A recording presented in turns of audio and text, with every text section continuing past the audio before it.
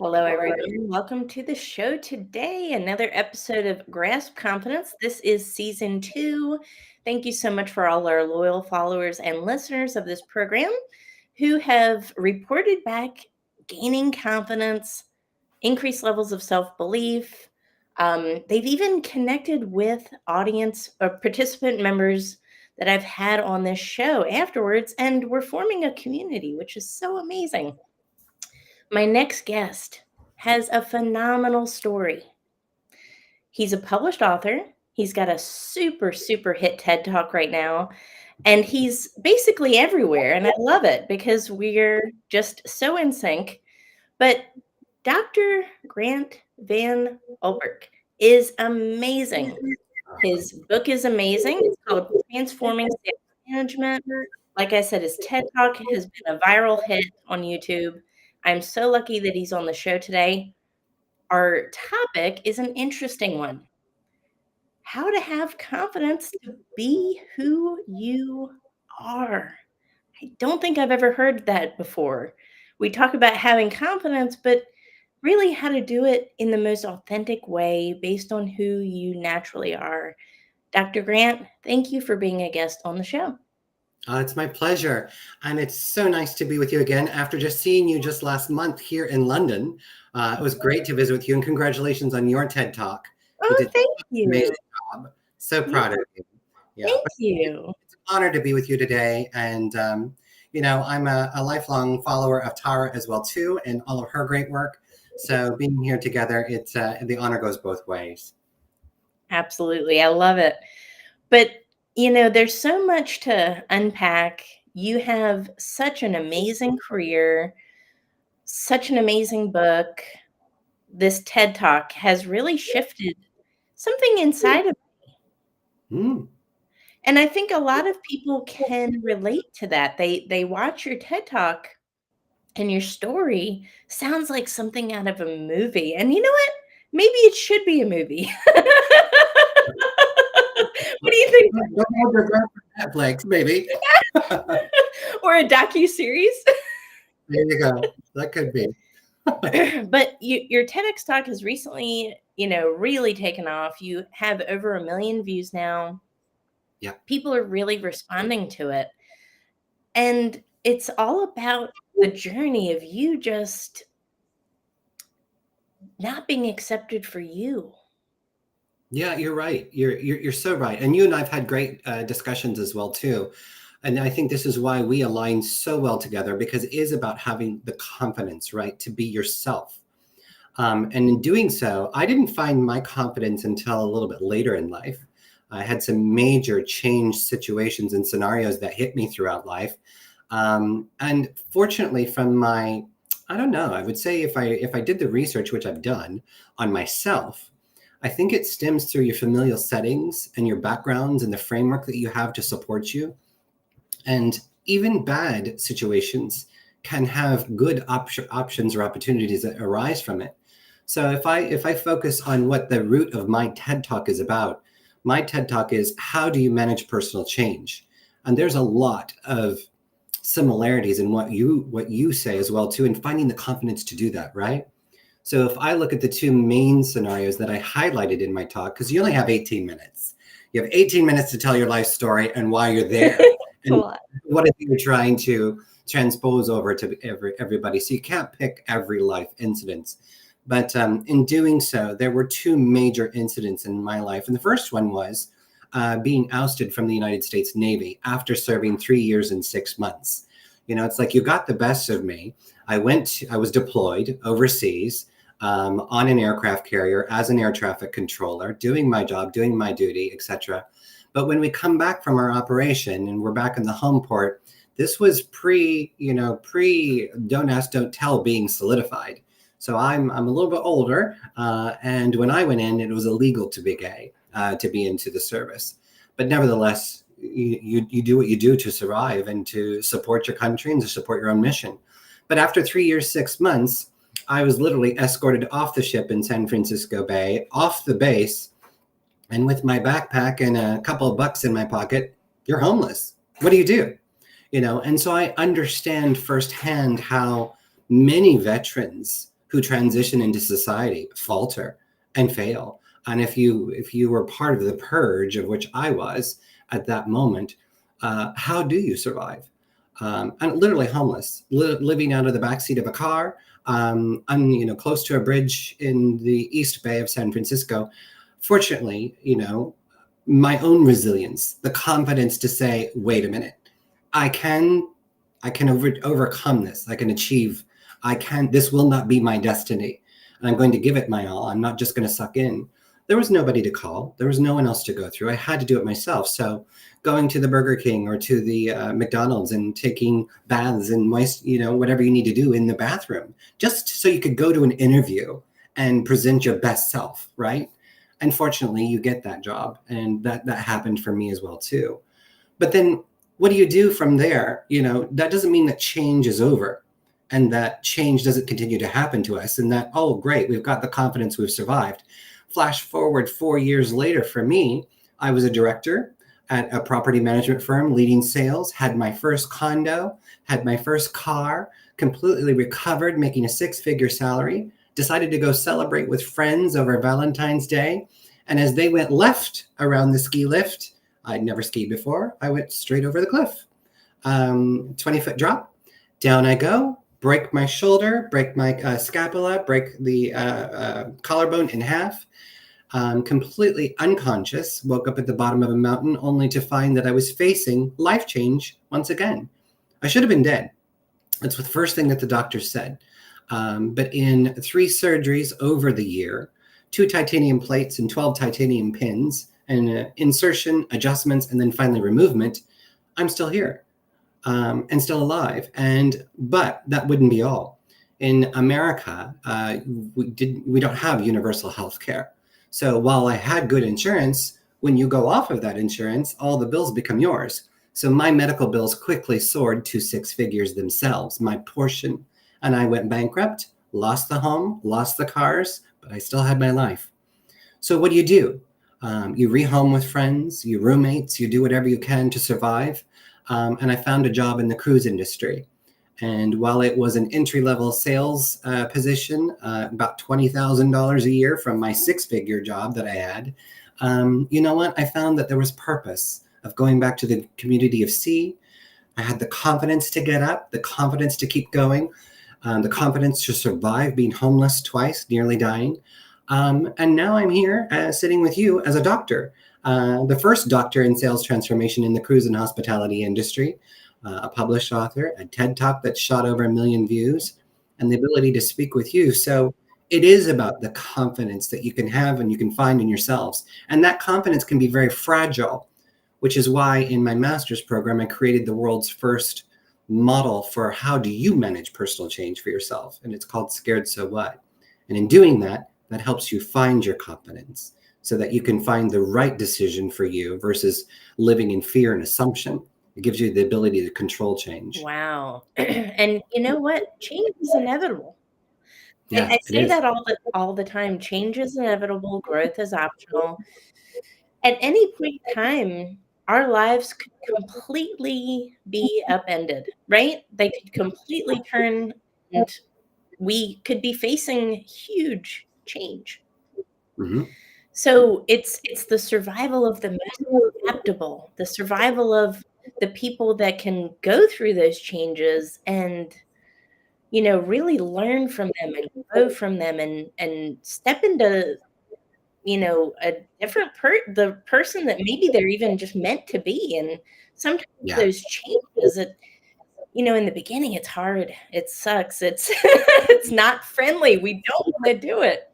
But do we not emerge as a stronger person because of it? Do we not emerge, more resilient, more adaptable? yeah. I think we do. And that's the hope, my friend. And that's in building the model. I asked the question as part of my sales master's program. We had to learn about global change and how you manage change for within organizations for people. And I found it was an eye-opening change for me. I'm sitting in a cohort with senior leaders of sales from around the world. And as I learned these models, I thought, there's something here I don't agree with. And if you look at global organizational change models, they're mostly prescriptive, saying people will accept change. Well, as I just shared with you, in my situations, I didn't accept being homeless or being kicked out of the military. I didn't accept falling off a cliff. I rejected that change massively, both times. So I asked my professor, I said, can you reject change? And he said, well, of course. I go, okay, these models don't reflect that. Where's the model for the individual? And how do you help people to find the confidence and to be able to manage change for themselves? That model didn't exist. So that's why I've created Scared So What as the world's first personal change model. And in doing so, this is where you and I so synergize. How do you find that confidence? Well, we've not been taught how to manage change. The best that we can do is receive platitudes and kindness from people who say, oh, don't worry about it. You'll be fine. Tara, get on with it. Go ahead. Don't worry. But it never makes you feel good. And that's a reason why, because your mind and your body is saying something's wrong. You need to do something. And since we haven't been taught how to manage change for ourselves, we live in assumption. We make those knee-jerk assumptions. Oh, I can't do this. This is impossible.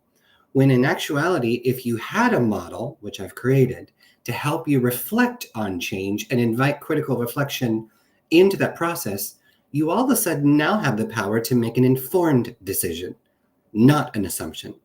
And that's how you can actually change or alter the course for yourself. If you can reflect on change and make an informed decision about it, you then build your own so what plan. That takes confidence and building your plan to make sure that it is right for you in the way that you want to execute change, not the way somebody else wants. And so this is how you stand up. This is how you elevate. This is how you rise. And as what we're trying to do now is to give organizations the power to use this so that they can foster inclusive change. And that makes change within organizations successful when you do include people. Absolutely. The person in mind. And it starts by understanding people. Yeah. It sounds so Yeah. elementary, but like you said before, there was no basis of, would people reject change? Of course, people reject change. Yeah. People don't And necessarily want change or crave change, but it happens. it happens. And you'd be surprised at how many people actually do like change. And we as leaders, we fail to see those signals of, wait a minute, you could be a change adopter. You could actually help me to empower this change throughout the organization, which then would pull all the weight off my shoulders and give me the ability to focus on the people who are in, indecision or in change inflection. They don't know, they're missing the information. And you think about organizations, I looked it up just the other day. 2023, quiet quitting cost the global economy $9 trillion. $9 trillion. And that is because so many people are not included in the changes that are occurring at their organizations or with their organizations. Leaders are blindly assuming that everybody's on board. Well, when you assume, you know exactly what happens. So how do you incorporate something that actually includes the individual? And how do you have the confidence and courage to deliver that? That's truly pioneering and that's truly transformative when you're there. Absolutely. It's next level leadership. It's what companies aspire to, but they just don't quite know is possible or exists yet, right? And that's why you've pioneered these models and why you're leading the change. There you go. But it takes a lot of confidence. And, oftentimes in life or in business, when we get knocked with change, sometimes, if I think about it as a leadership member of a company, and you try to hire and you retain top talent, but it's not easy, right? And what costs a company a lot of money every year? Sick days, employees being disengaged, like you said, quiet quitting. That's Mhm. that's change, right? Yeah. Can it be mitigated? And I know the answer is yes, right? I've seen it in my own practices in leadership training for companies that by doing humanity, human level, human centric things that give your employees the confidence that bring them into the conversation. Yeah. I Yeah. think that is really important because at the end of the day, everybody wants to feel like a contributor.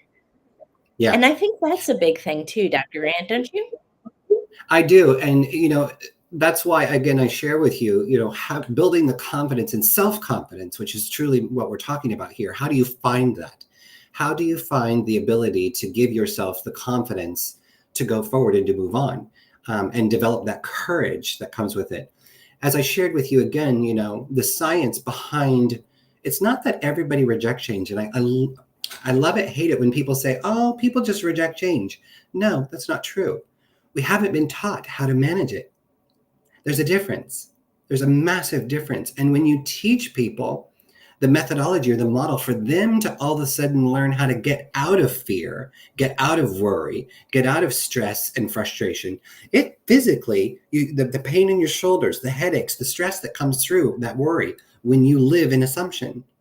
But when you teach a person, an employee, a fellow friend, or whoever it may be, when you teach them, hey, when change happens to you, you can utilize this methodology. You can now start to take control over the change. This gives you the confidence when you can start to find the answer that suits you for yourself. So take the change and break it apart. Am I surprised by it? Yes or no, positive or negative? Do I champion this change or am I conflicted by it? Again, positive or negative. What actions could I do to generate information? That gives me control. Now I could say, right, I can do this. I can ask Tara. I can email. I could do some research. Now I'm taking a tangible effect of my change. And then you start to say, am I receptive or am I rejecting this? Again, formulating your opinion, not based on assumption, but based on information and the actions you just did. And then you say, could I explore any other options or opportunities? Because action's important. And then finally, what decision can I make? Is it a favorable decision, meaning I like it? This is good for me? Is it an unfavorable decision? Because you can reject change and that's okay. Or are you stuck in the middle? Are you still in assumption or indecision? And if you are, you'll find out that if you do actions, you'll generate information and you can make an informed decision. And if that gives you the courage, that gives you the confidence to say, I've made the best decision for me. And I know it's going to work because I've already processed it. Mm. And now I've built my own so what, and this is how the plan is going to work for me.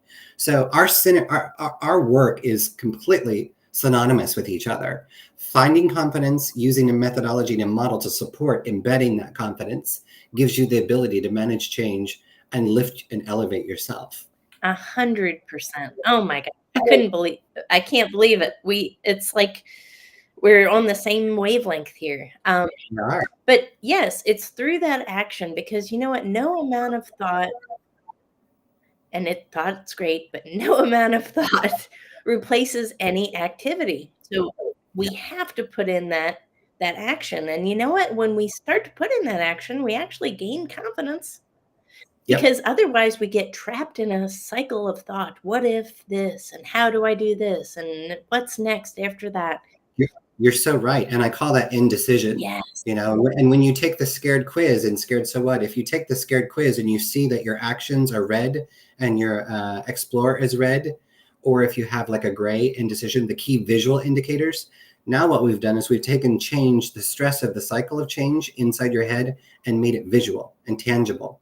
So again, this helps you to boost your confidence because you can see something. You can physically have a guidance of what's in your mind, and now you can manage and control it. So yeah, you have to do the actions. You got to do the work. You've heard that before, Yes. but you got to do it for yourself. Yes. But you're living proof that this works. And again, it's so easy. And you know what? Nobody would have blamed you if you would have said, you know Yeah. what, I give up. Life is horrible. Everybody's against me. A lot of people would Mhm. have said, you're right. I agree with you. I can't believe what you've been through. Many people did when I was in that scared moments, those scared moments. And a lot of people will say, well, Grant, those were extenuating circumstances. Does this really work in real life? And I give you something that we've all survived through. It's called the global pandemic, right? Yes. So millions upon millions of people were losing their jobs. Well, guess what? I was one of them as well, too. I was faced with losing my job. I actually had to relocate from living here in Europe, closing up shop, moving back to Miami, only to be faced with, I was going to be fired with my job. However, as you read in my book, on that 9-hour airplane ride, my husband and I, we did Scared So What together, because I realized that, hey, I'm going to be fired as soon as we land. We'll have no home. We'll have no car. We'll have no money. We'll have no job. We'll have nothing again. Are you serious? In my early or late 40s, I'm going to be homeless for a third time, now married and with a cat? No, this is not happening. So we built our So What plan together as a couple. And I presented to my brand new boss, I said, when have you ever had the opportunity to reset a global sales organization? He's like, well, never. And I said, we can do that right now. And when we do come out of the pandemic, if we take this opportunity, we can lead in the industry. And he said, if you can do this work within 6 months, I'll guarantee you still have a job. And sure enough, we did. So my own So What saved my butt yet again. And I'm still here. And this applies to everyone. Yeah. Everyone. You have the same cognitive skill sets that I do. It's just we need the model and the framework and the courage and the confidence to speak up. This model gives you that confidence. I love that. And it's all about utilizing those opportunities, right? And voicing them. Yeah. How many times do we self-exclude? We have a great idea, a great perspective, and we don't have that courage and that conviction and confidence to voice it. And we're not seen as that problem solver. We're not seen as that authority because you know, we may intellectually know it, but we don't have the courage and conviction or confidence to display it. Yeah.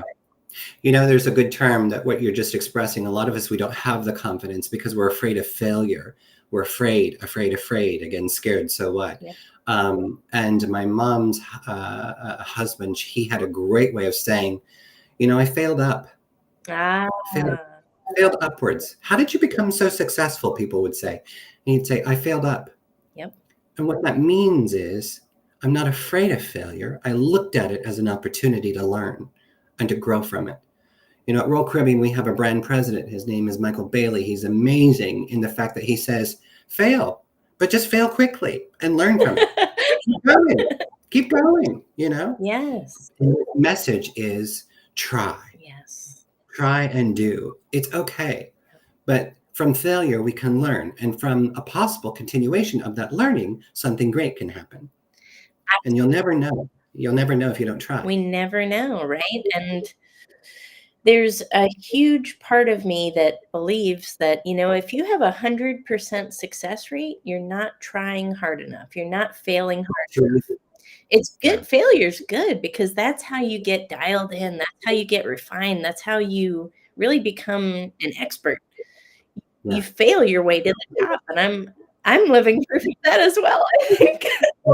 You very much. And I would actually go so far to say if your life doesn't scare you a little bit, then you might be not putting any effort in.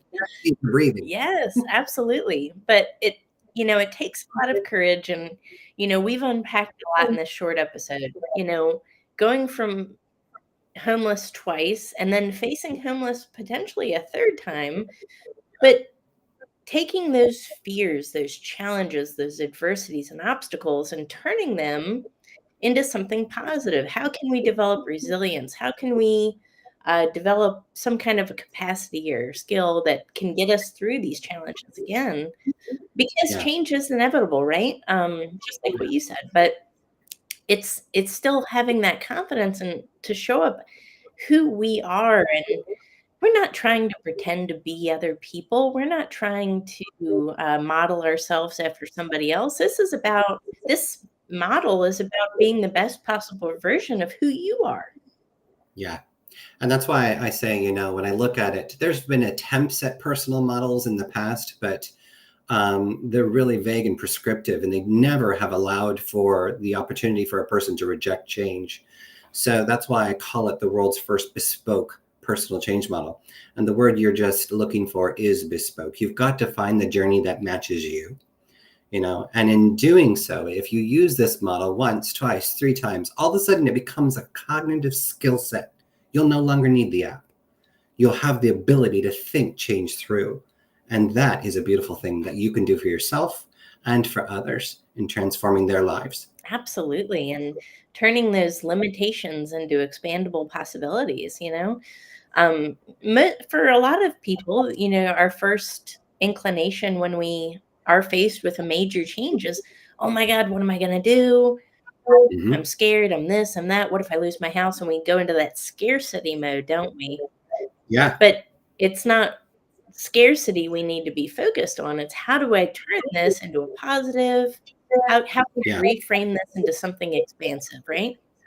Yeah, and most people see change as as it's too big. How do I? It's too much. It's all this big two that's just sitting out here. When in actuality, you just need a mechanism so you can start to break it apart, so you can critically reflect about it. If you can think about things and reflect on it in your own terms, then you can drive change. That's what the model does. It breaks it apart into stages so that you can process. Because sometimes we feel happy, sometimes we're sad, and sometimes it's all in the same moment, right? That's okay because that's the way your mind works. We don't learn in a linear process. We don't think in a straight line either. Most people might say we do, but we don't. Your mind is chaos, it's everywhere. And that's why the model is built that way to accommodate that too. So, I love yeah, very good. Awesome. Well, who would be a best fit for this scared so what model? It actually applies to anyone and everyone who can comprehend English at the moment. We've built the app and the models in English. We are working on foreign translations as well too, because in our research over the last 6 years, it has been tested around the world with thousands and thousands of people. We've even found that adults were giving it to their children as young as 14 years of age. Because think about it, Yeah. kids don't know how to manage change either because we as adults don't know how to teach them. And there's never been a course or a class in school or the curriculum to say, hey, this is how you manage all those big changes that are happening to you. And wouldn't it be great if there was? And so we have found through our research that children were even using it on their parents. Hey, mom, I'm no longer scared. This is my so what, and this is what we need. And that just has humongous insight. So, yeah. Wonderful. And that'll help them get through college. It'll help them in their Yeah. careers and Yeah. relationships Yeah, it's, later in. it's designed to help you make better decisions, informed decisions, versus living in fear and assumption. So you think of children, teenagers, etc., in their formative years, the school bully, the football jock who is no longer the superstar, the cheerleader, whatever they may be, their situations, because change is constant and change is personal. How you manage it makes it bearable and achievable. So having the tool and the skill set that you can actually learn to think it through can be life changing. Has been for me, and has been for thousands of others who've used it around the world. So, yeah. I love that. Everyone, jump on Amazon, grab Dr. Grant's book, Transforming Sales Management. Check out Scared So What. It's really amazing. It's very informative and it's very intuitive. It's easy to use. But I encourage everyone to connect also with Grant on LinkedIn. Yeah, Any other absolutely. platforms that you're on, Grant? I'm everywhere. So if you just go to scaredsowhat.com, that is my homepage. You'll see everything about me. Books, articles, publishing, journals. You can get the app for free as well too. So download the app, start playing with it today and learn how to manage change for yourself. So everything's there. Connect with me on LinkedIn. I love that. I love expanding the network, but definitely want to hear from you. Yes, wonderful. Well, thank you so much for being a guest on season 2 of Grasp Confidence podcast. And thank you for everyone who tuned in. Don't forget to share this episode with your friends, family, or colleagues, or really anybody who could benefit. Thank you so much, and we will catch you on the next episode.